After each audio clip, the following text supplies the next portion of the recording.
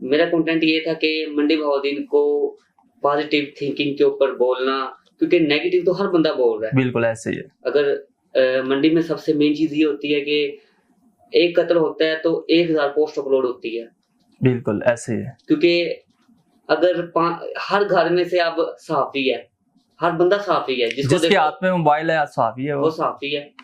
اب ایک قتل ہوتا ہے تو 500 لوگ جو ہیں اس کے گھر والے ہیں، وہ ریلیٹیوز آ جاتے ہیں، اس میں دوست آ جاتے ہیں، وہ پوسٹیں اپلوڈ کر دیتے ہیں. 500 صحافی ہیں وہ.